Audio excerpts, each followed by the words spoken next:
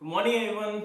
Myself Vijay Singh Zakhar, MD Agrimentors and guys, आपकी question series regular के अंदर हम आज आपके लिए लेके आए हैं इंपॉर्टेंट क्वेश्चंस हॉर्टिकल्चर के जो प्रीवियस ईयर एग्जाम्स में कहीं ना कहीं आ चुके हैं। और गाइस इन क्वेश्चंस को अच्छे से पढ़ना क्योंकि बहुत इंपॉर्टेंट क्वेश्चंस हैं और उनकी एक्सप्लेनेशन को भी अच्छे से देखना। और दूसरा अगर मैं बात करता हूं तो कोविड-19 के टाइम पर भी आईपीएस पीओ की वैकेंसीज आ चुकी हैं और आपका आईपीएस एसओ का भी नोटिफिकेशन आने ही वाला है। So guys don't be depressed, regularly focus on your aim and you will get definitely job this year। और without hesitation guys, आप किसी भी इंपॉर्टेंट क्वेश्चंस या फिर कोई भी आपका मन में डाउट है तो आप पूछ सकते हैं कभी भी। जो नंबर है वो डिस्क्रिप्शन में दे दिया गया है, वहां से आप जब भी आपको कोई डाउट आता है तो वहां से कुछ क्वेश्चंस पूछ सकते हैं। तो चलिए गाइस टाइम वेस्ट ना करते हुए क्वेश्चंस को डिस्कस करते हैं जो कि बहुत इंपॉर्टेंट है आपके लिए।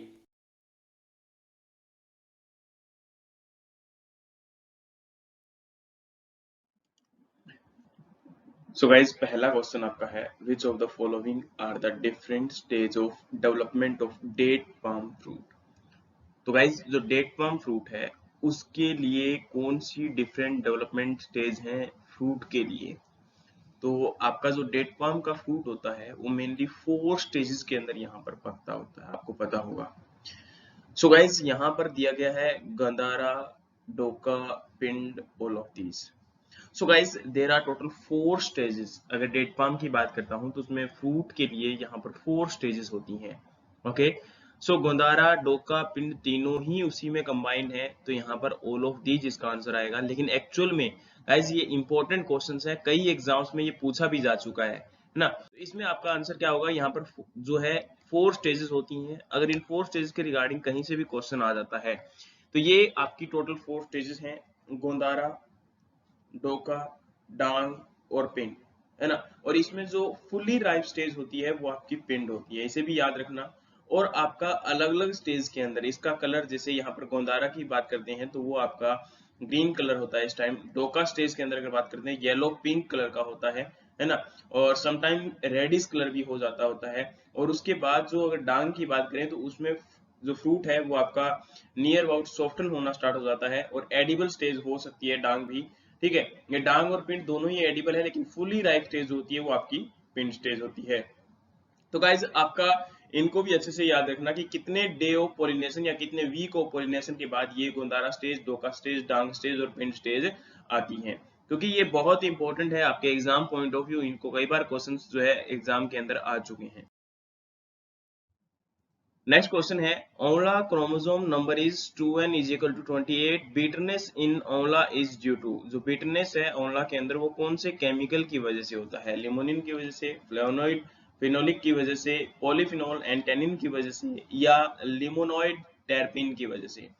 सो गाइस आपका यहाँ पर जो पॉलीफिनोल और टेनिन है इन दोनों की वजह से क्या होता है, बिटरनेस आता है आंवला के अंदर। तो ये आपका आंसर होगा। और यहाँ मैंने आपको एक प्रोवाइड करवाया है लिस्ट, है ना। उसके अंदर आपका पूरा का पूरा दिया गया है कि कौन से फ्रूट और वेजिटेबल के अंदर आपका कौन कौन सा जो है वहां पर केमिकल रिस्पॉन्सिबल है, उनके अंदर कलर और उनके अंदर जो पंजेंसी या फिर जो बिटनेस है उसके लिए। जैसे येलो कलर जो आपका पपाया के अंदर है वो कैरिकाजेंथिन की वजह से, रेडनेस जो एप्पल है वो आपका एंथ्रोसाइनिन की वजह से, रेड कलर है टोमेटो का वो आपका लाइकोपिन की वजह से, आपका रेड कलर जो चिल्ली का होता है वो आपका कैप्सिथीन की वजह से, और पंजेंसी जो होती है चिल्ली के अंदर वो आपका कैप्सिसिन की वजह से, ऑरेंज कलर जो कैरेट का है वो कैरोटीन की वजह से, और रेड कलर जो कैरेट का है वो आपका एंथोसाइनिन की वजह से, येलो कलर आपका टर्मरिक का है जो वो आपका कर्क्यूमिन की वजह से, और बिटरनेस जो है बिटर ग्राउंड के अंदर वो आपका मेमोरी कोसाइड की वजह से, और आपका बिटनेस जो कुकुम्बर के अंदर है वो आपका कुकुरबिटेसिन की वजह से, और पंजेंसी जो रेफिनस के अंदर होती है वो आपको आइसोसाइनेट की वजह से, और मस्टर्ड के अंदर जो पंजेंसी होती है वो आपका ग्लूकोसिलेट्स की वजह से, और आपका गार्लिक के अंदर जो पंजेंसी होती है वो डायलाइल डाइसल्फाइड की वजह से, और आपका ग्रीन कलर जो पोटैटो ट्यूबर के अंदर होता है वो सोलेनिन केमिकल जो आपका होता है उसकी वजह से होती है। और आपको पता होना चाहिए जब ग्रीन कलर आपके पोटैटो के अंदर होता है और जो सोलेनिन अगर प्रेजेंट है तो हाई अमाउंट ऑफ सोलेनिन जो है वो आपका ह्यूमन कंजप्शन के लिए भी हार्मफुल होता है। नेक्स्ट है गाइस सोर टेस्ट जो आपका ग्राम लीफ का होता है वो मैलिक या ऑक्जेलिक एसिड की वजह से होता है। और पंजेंसी जो होती है पेपर के अंदर, है ना, वो आपका किसकी वजह से होता है, ओलियोरेसिन की वजह से होता है। और आपका कैबेज के अंदर जो आपका पंजेंसी जो होता है वो सिनीग्रीन की वजह से होता है। तो गाइज ये इंपॉर्टेंट है। इसके अलावा आपके नोट्स के अंदर बहुत कुछ प्रोवाइड करवाया गया है, उनको भी अच्छे से याद कर लेना। कई बार कई इंपॉर्टेंट एग्जाम में इनको भी आपका देखा गया है। नेक्स्ट है Indian institute of horticulture research is located at.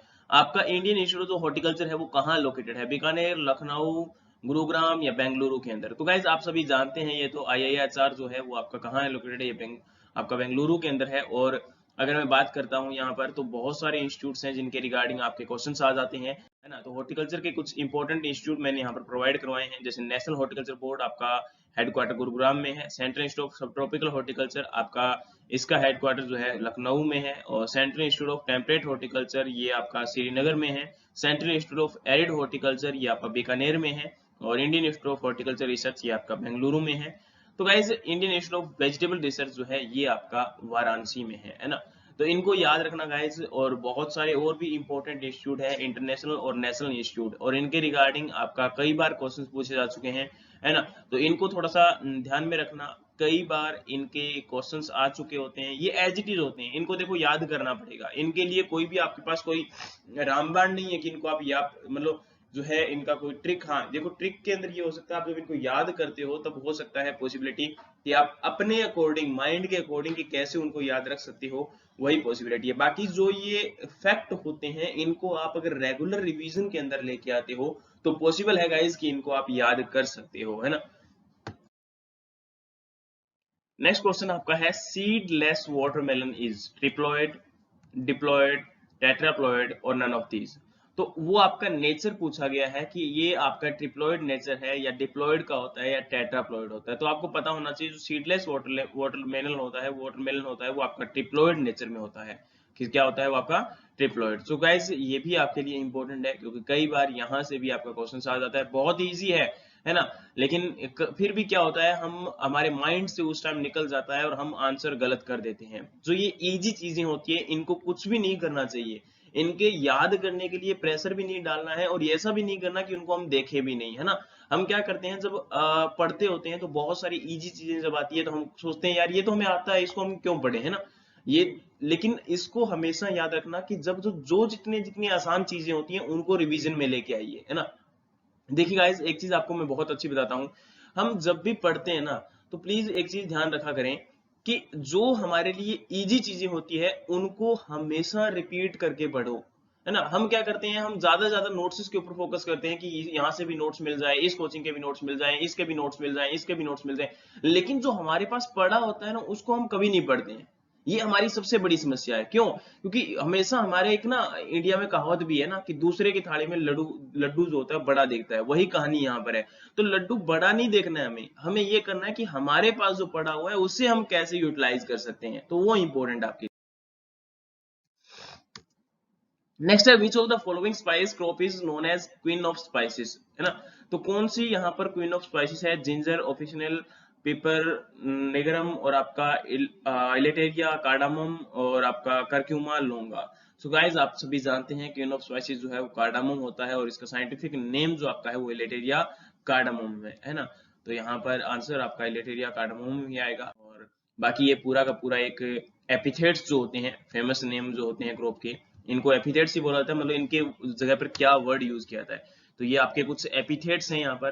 King of cereals wheat है, क्वीन ऑफ सीरियल्स आपका मेज है, king of coarse cereal sorghum है, king of spices black pepper है, क्वीन ऑफ स्पाइसेस कार्डामम है, king of fruit जो आपका है mango है, क्वीन ऑफ फ्रूट जो आपका है मैंगोस्टीन है, और किंग ऑफ टेम्परेट फ्रूट आपका एप्पल है, king of vegetable potato, poor man meat या बोनलेस मीट या वंडर क्रॉप जो आपका है सोयाबीन है, पेमाइन रिजर्व मिलेट्स होते हैं, और कैमल क्रॉप सोरगम है, पुअर मैन फ्रूट आपका जैक फ्रूट और बेर है, और अगर मैं किंग ऑफ एरिड या सेमी एरिड फ्रूट की बात करता हूं तो वो आपका बेर है ना। सो गाइज याद रखना, इनको भी आपके लिए इंपॉर्टेंट है, ये बहुत ज्यादा, है ना। कई बार किसी एग्जाम में ये पूछे जाते हैं, लेकिन इन एपिथेट्स को हमें याद करना पड़ेगा। और पूरा का पूरा एपिथेट्स जो है वो मैंने आप सभी बच्चों को नोट्स के अंदर प्रोवाइड करवाया हुआ है, उनको भी वहां से देख लें। नेक्स्ट है निफिन system is recommended for training of which horticulture crop. जो आपका निफिन सिस्टम है वो आपका रिकमेंड किया जाता है कौन सी हॉर्टिकल्चर क्रॉप के लिए? कार्नेशन के लिए, ग्रेप्स के लिए, मस्क मेलन के लिए या वाटरमेलन के लिए। तो आपको पता होना चाहिए निफिन सिस्टम मेनली पैशन फ्रूट और ग्रेप्स के लिए होता है ना। तो पैशन फ्रूट ऑप्शन में नहीं है, तो यहाँ पर आंसर आपका ग्रेप्स आएगा, और ग्रेप्स के लिए आपका बोवर सिस्टम भी होता है ना। तो दोनों ही इंपॉर्टेंट है गाइस। तो यहाँ पर आपका निफिन सिस्टम पूछा गया, तो इसका आंसर आपका क्या रहेगा, ग्रेप्स रहेगा। और ये मैंने एक आपको लिस्ट प्रोवाइड करवाया है। यहाँ पर कमर्शियल जो ट्रेनिंग सिस्टम है, सेंट्रल लैडर सिस्टम के अंदर कौन कौन से फ्रूट आते हैं, ओपन सेंटर या वेस्ट सिस्टम में क्या है, मॉडिफाइड लैडर में क्या है, बोवर के अंदर आपका एप्पल है, एस्पेलियर के अंदर आपका एप्पल है, कार्डून्स के अंदर आपका पीच, ग्रेप्स, पैशन फ्रूट है, सिंगल स्टेम सिस्टम में सिट्रस, फिग, एनोना है, मल्टीपल स्टेम सिस्टम में आपका पोमग्रेनेट है, और निफिन सिस्टम में आपका पैशन फ्रूट और ग्रेप्स होते हैं, है ना। सो गाइज इनको भी एक बार अच्छे से नजर में से निकाल लेना। फिर वही बात है, इजी चीज है लेकिन माइंड में से इनको अच्छे से रिपीट करना। नेक्स्ट है, anthracnose disease in mango plant is cause by. Anthracnose जो है वो किसकी वजह से होता है, कौन सी फंगस है, यहाँ पर फंगस का नाम पूछा गया है। कोलेटोट्राइकम ग्लोस्पोरिड्स, ओइडिया मोंगिफेरा, बैक्टीरियोसेरा रेफ्यूमेकुलेटा एंड आपका टेसिका मैंगिफेरा। तो गाइज आपको पता होगा कोलेटोट्राइकम ग्लोस्पोरिड्स है जो, उसकी वजह से आपका क्या होता है, यहाँ पर एंथ्राकनोज डिजीज जो है मैंगो के अंदर देखा गया है। नेक्स्ट क्वेश्चन है आपका, the uniform flowering in Apple can be induced by application of. तो आपका मैंगो के अंदर यूनिफॉर्म फ्लावरिंग करने के लिए कौन से केमिकल का स्प्रे किया जाता है, कौन से केमिकल का एप्लीकेशन जो है किया जाता है। 100 ppm MH, 50 ppm GA3, 25 ppm ethephon plus 2% urea, 50 ppm paclobutrazol. तो गाइस आपका 25 ppm एथेफोन प्लस 2% यूरिया जो है वो आपका यूनिफॉर्म फ्लावरिंग के लिए एप्पल के अंदर अप्लाई किया जाता है।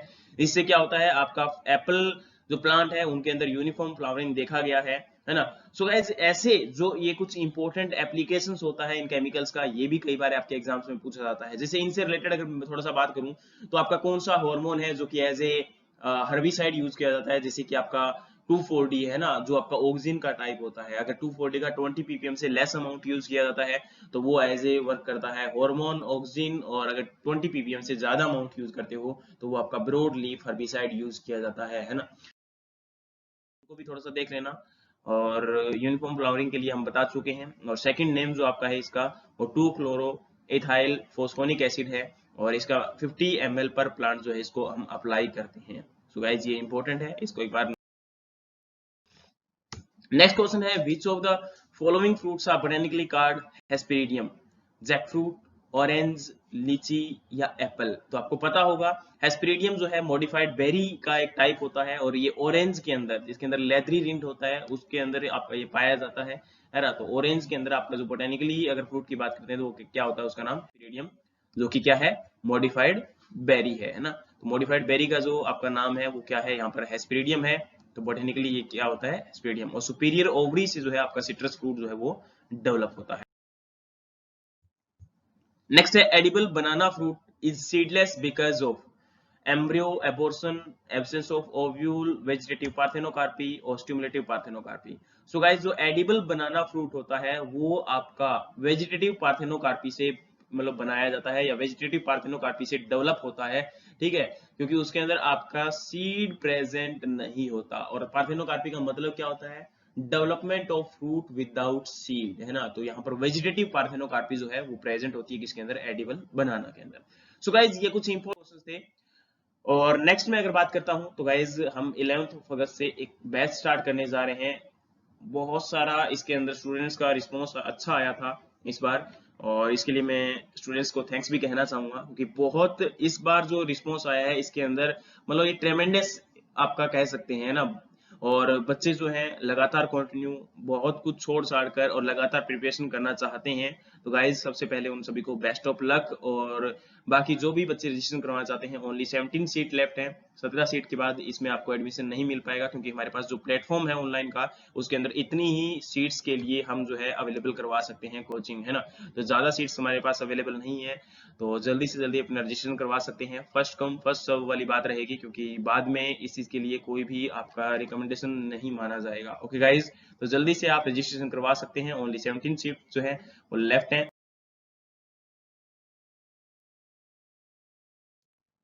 Thank you so much. मिलते हैं नेक्स्ट आपके वीडियोस में नेक्स्ट कुछ इंपॉर्टेंट क्वेश्चंस के साथ।